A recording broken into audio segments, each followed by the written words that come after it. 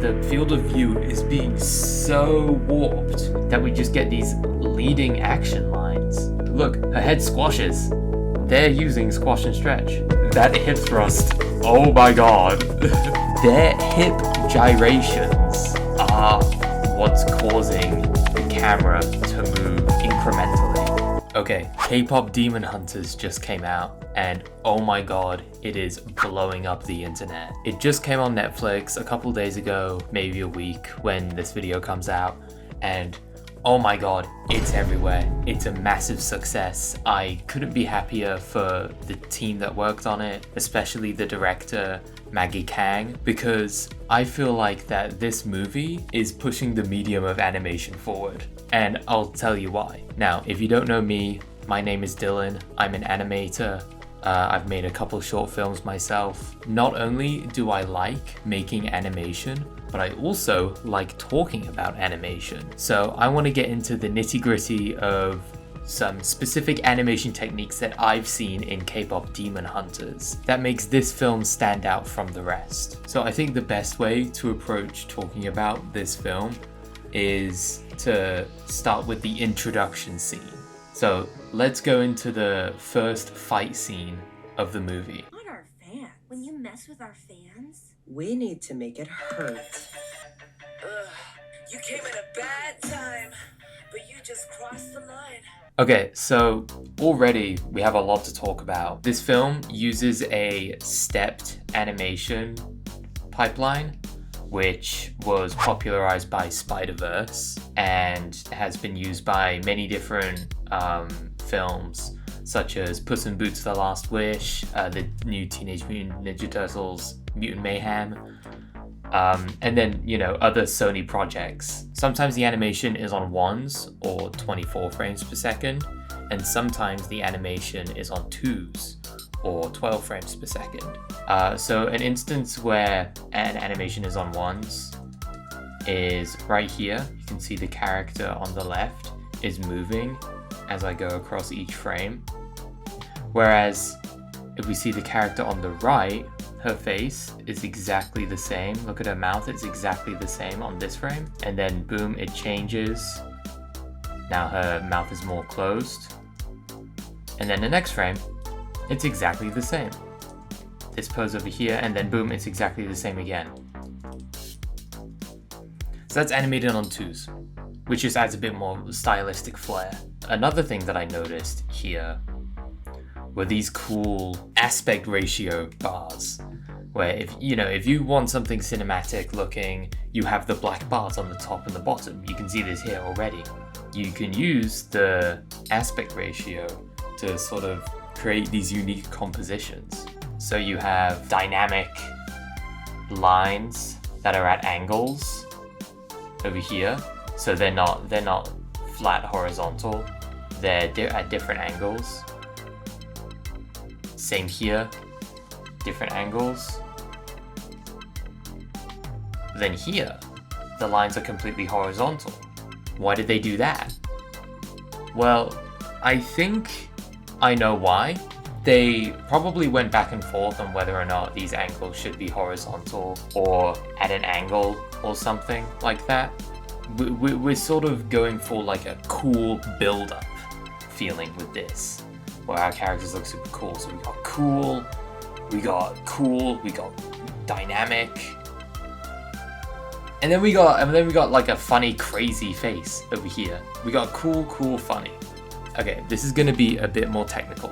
Dynamic shapes, dynamic compositions are used generally for coolness, whereas simple shapes and simple compositions are generally used for comedy. Think of Spider-Verse with their interesting compositions and dynamic poses for coolness, but think of like Family Guy with its sort of flat on, no perspective, no dynamic poses, no dynamic compositions, just flat on comedy. So that's why I think they decided to do flat horizontal bars. We've got some crazy exaggerated foreshortening going on with some of these poses, with some big jumps in posing between frames. Like, look here, look at the difference between these frames. You've got the leg coming right at us. Think of the leg as just like a simple cylinder. Look at how much it's being foreshortened right towards us. Same with the hand. The hand is covering up the face with this graphic shape. And then, boom, we go from the hand straight to the face. And then the next frame, the face is super big and the arm is being pushed back. It's actually warping. The elbow is breaking. That's not how an elbow should be. Her elbow is going backwards. But it works because it only shows up for a split second. Again, we continue that motion. The head is only really big for one frame, and then it comes back.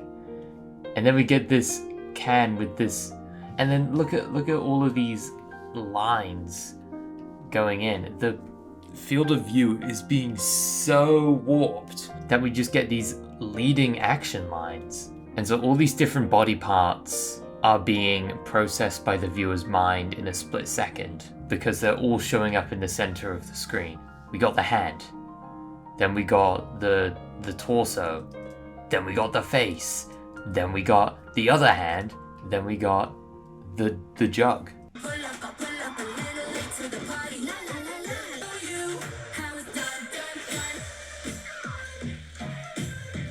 So when I first saw this, I was like, okay, that's a cool first chorus, but I was kind of like, why aren't they showing more, right? Why are they hiding all of this great action behind these windows? Well, it's because this is only the first chorus. Making the first chorus a bit more simple will give the animators more room to expand on these action scenes in the next chorus.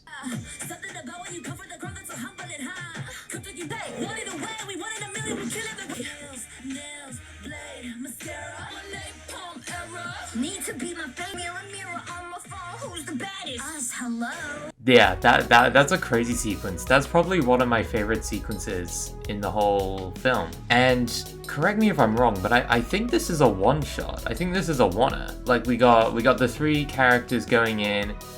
Then we got this, just amazing flip animation. They didn't have to go so hard with this, but they got the character tucking in. Going from this frame, where she is super tucked in, like her legs are tucked in, she's being coiled around, like her braid is coiling around her, kind of like Sonic in the spin ball. To then this frame, where she's super, like her legs are splayed out. We got this super cool dynamic pose. And then crazy foreshortening with the shoe in the foreground. Great visual contrast. And then a big smear frame, which continues the motion up, which helps the viewer read this very quick motion. It only happens for like 3 frames, but because we get that smear frame, we're able to read the motion more. This is also just a great use of timing as well. Very quick motion to then a hold. Very quick motion to another hold. And then very quick motion, 1, 2, 3 frames to another hold. We got quick hold, quick hold, quick hold. It's got very dynamic timing. And then we move into this part over here with the mirror. Okay, so there is one cut, but this could have worked without that cut. I honestly kind of wish that it stayed as a one-shot. I feel like that would have been a lot cooler. But what's interesting is that we get this mirror that is interacting with each one of our girls, each one of our characters, which is such a good choice by the storyboard artists. Like, I really commend the storyboard artists for coming up with this idea, because the mirror was basically the reason why I thought this was a one-shot, was because this mirror acted as a point of continuity between all of the different characters. So we get to learn a little bit more about how these characters act by them interacting with the mirror. We have Rumi just, like checking her mascara and then throwing it away. Then we have Mira blow drying her hair and sort of being like super deadpan and everything. And then we have Zoe being a bit of a control freak, a bit manic, a bit more playful, which then goes straight back into action with a great hold over here into a super quick push into another hold over here, and this character holding over here, to a very quick action into another hold, and then transitioning, making the character be the one to motivate the camera moving back to all of the characters in the same frame. So a great way to spice up your action scenes is with dynamic timing. Yeah, look at this storyboard. This is great. Like very dynamic camera angles. And then look, storyboard artist thought the same thing that I did. Like have the mirror stay constant. Okay, they did have a cut, but I think it would have been a bit cool if it was all in one continuous shot. So not only can Kpop Demon Hunters do these super expressive faces like this, that's crazy. Look, they even got multiples of the eyes for the smear frames. Not only can they do these really fun expressive faces, but this movie is also very good at subtle character acting. Like, look at the subtlety in the eyes. Wait, in trouble? Then why did you push up the golden release? You can see the pupils sort of like looking around. If you look back here at Zoe, when she turns her head, she sort of hesitates a bit. You can see them blinking a lot. Their eyes sort of dart around. This adds a lot of life to these characters. What do we tell the fans?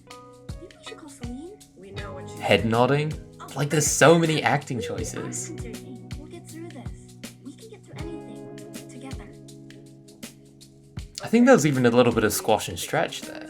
Any ideas? I do have one idea. Just one. Actually 57, but let's start with my favorite. Don't worry, it's totally legit. That's actually a really cool little sequence over there. I want to go a bit further into that. I think that Zoe is super expressive in this movie.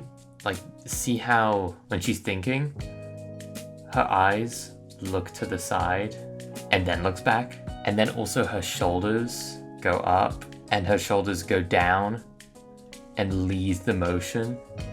Her shoulders go down before her head goes down.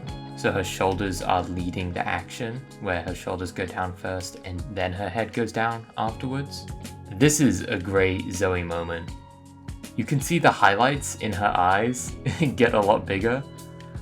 But then also, look, this is very typical animation student over here. Look, this is her head, and then look at the next frame. Her head squashes. They're using squash and stretch. We got a regular head, and then we got a more squashed head, and then boom, her head stretches out. We got this super great graphic shape with her mouth. Her mouth is sort of a triangle now. Her eyes are just super, like, I love this eye shape. Like, you can tell that her cheeks are puffing up her lower eyelids. And then she's fidgeting with her hands a little bit. It's always good to add in some extra action with the hands. And her eyebrows as well. Like you've got super happy eyebrows, like up high, super happy. And then you've got this sort of asymmetry with the eyebrows where one of them is down a little bit, the other one is up a little bit because she's thinking. And then you got a more confident expression with her eyebrows down. And then back to up. And then you can see that her pupils turn from a more ovally shape when she's more happy to now a more circular shape. You get to see like the whites of her eyes more because she's thinking, she's scheming. And then back to oval because she's more happy now. Like it's these subtle changes that just really add to this character performance. Again, great expression with the eyes sort of closed, the smile, and the raised eyebrows, the one raised eyebrow. And then that leads into this expression where the jaw goes down because she's doing an oh kind of mouth, but the rest of her upper face is still compressed upwards because she's still smiling. And then you've got these different speed ramps over here where her mouth and her hand are both slowly changing. Her mouth is slowly changing and her hand is slowly settling into this new position over here. While that slow movement is going on, her eyes quickly go from big to slim in a matter of a couple frames. So again, it's all these different moving parts. It can seem like a lot, but all they're doing is going from pose to pose or expression to expression by using the expression sheet as reference, and then just changing up the timing with those expressions. Like maybe the eyes can move to the expression at a different pace than the mouth, or maybe we can overlap the eyebrows between expression to expression, where one expression the eyebrows are down and the other expression the eyebrows are like this, and then we just offset that a little bit, and so we get more combinations of expressions, and we end up with this really dynamic character performance. And again, like even changing the pupils, like you can change the size and shape of the pupils to make some expressions seem more happy, more cutesy, or more menacing and conniving. It's a great way to enhance the subtlety of character acting. Okay, I think you all were waiting for this moment. Let's introduce the Saja Boys. Oh my god. Me too.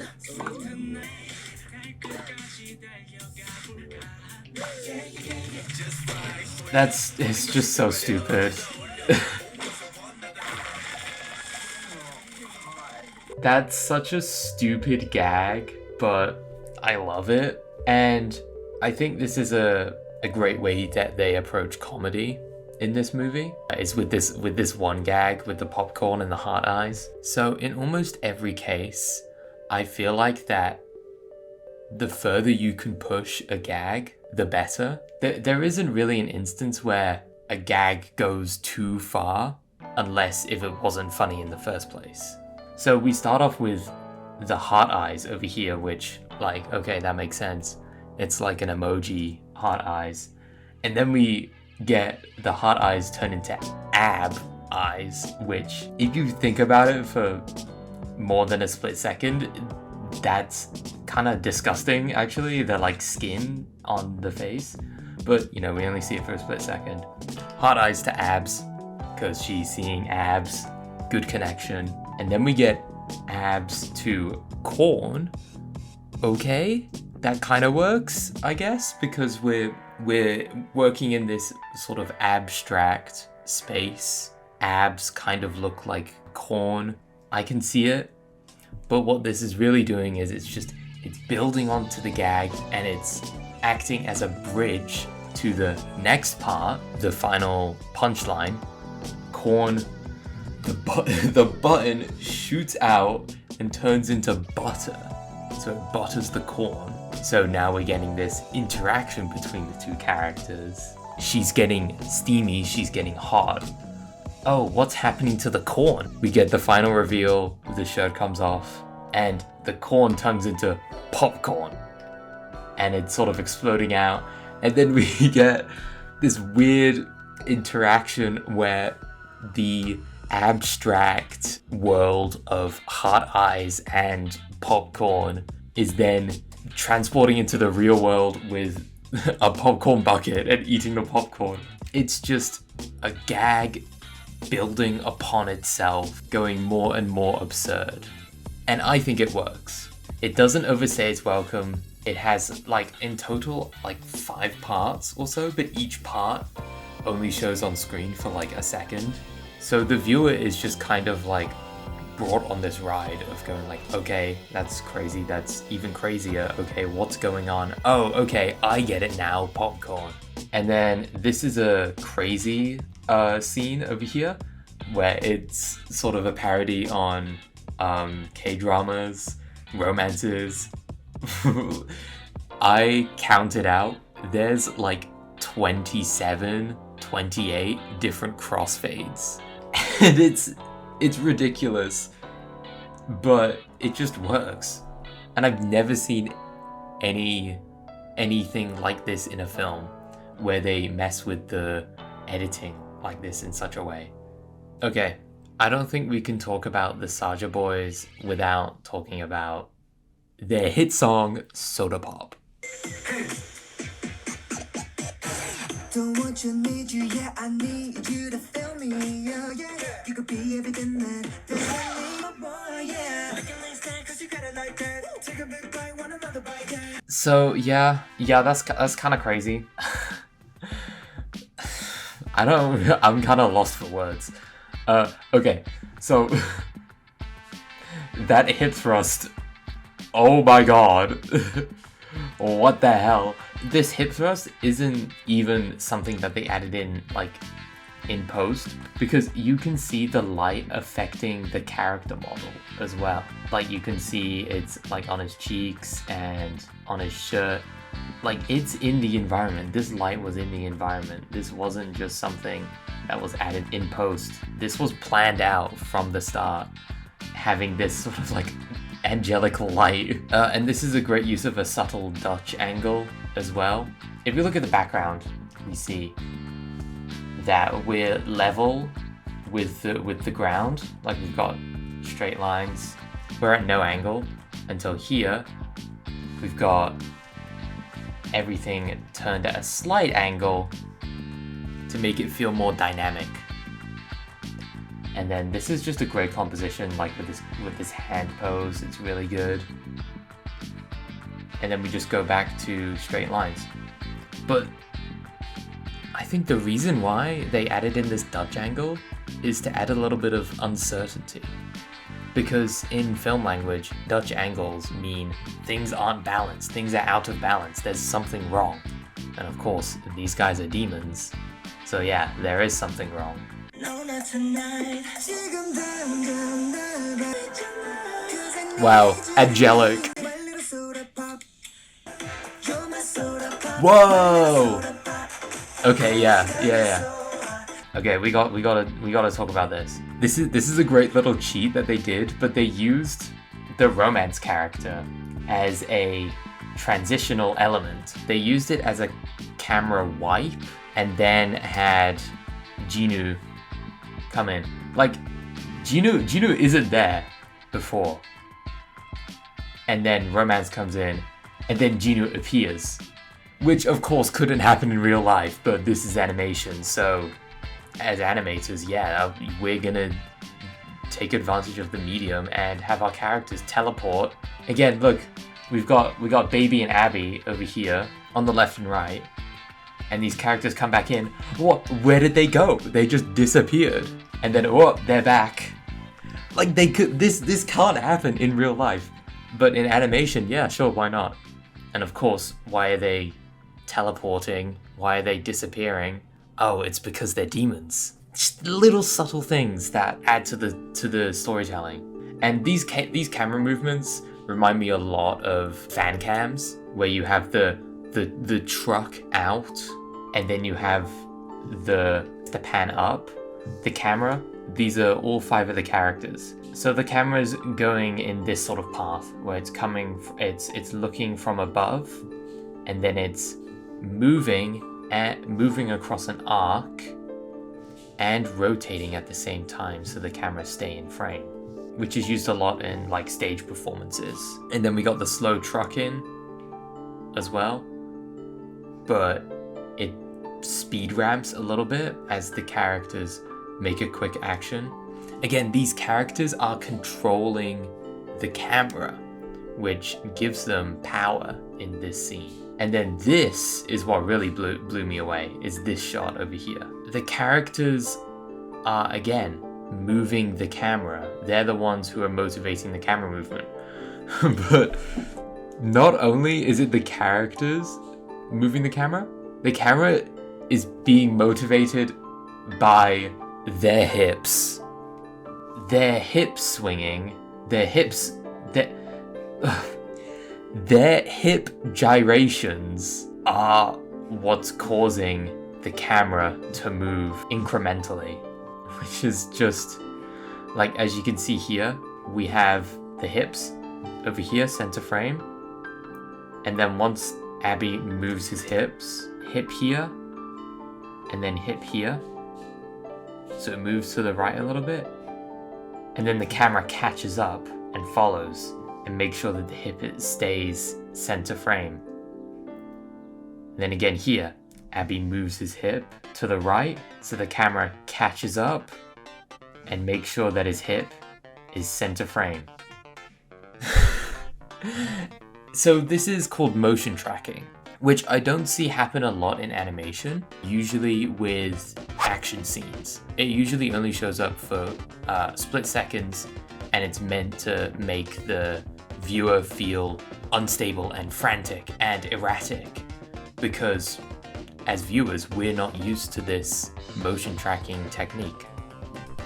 Except motion tracking is used in fan cams. So I do think that the animators are trying to mimic fan cams with this scene. If you just pay attention to these little details, then you will be rewarded. This movie uses a lot of iconography as visual gags. That's also some really cool animation over here. Don't look at the character in center frame. Instead, look at these characters on the side. Look at how they're moving, especially Jinu. Look at Jinu over here. The animators have a job to move Jinu from this pose, where he's standing like this, to this pose over here. So how did the animators go from this pose to this pose? Well, they used a lot of different breakdowns. So they actually motivated this first movement from the feet up. His foot down here actually lifts off from the ground, which then travels up to his knee, which then goes up to his pelvis. His pelvis shoots out from right to left, which this whole movement then motivates his arm going up into an arc.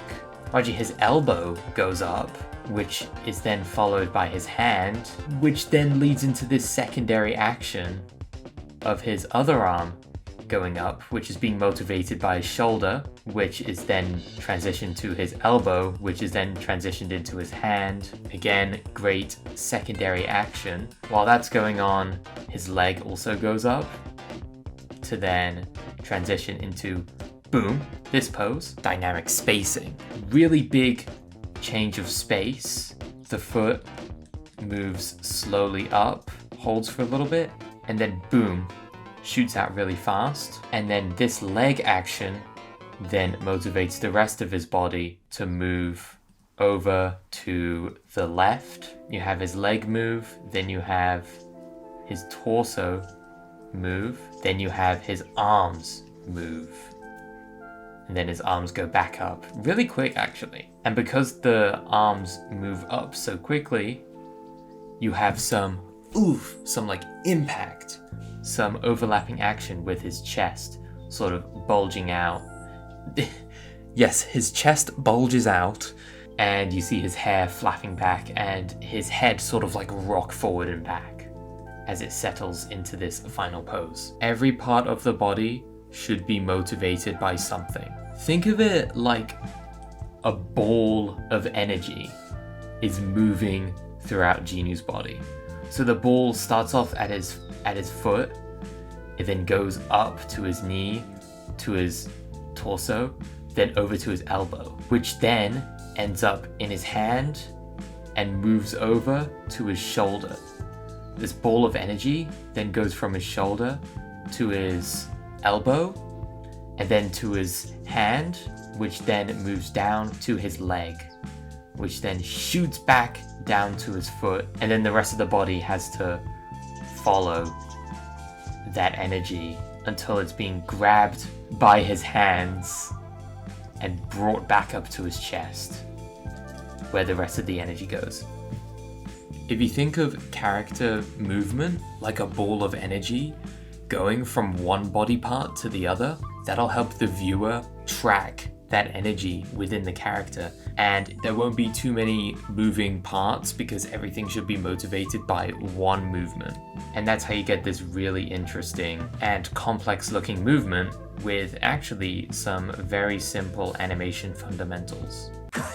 Dang, they're good. Incredible. Whoa! Yeah, great dancing.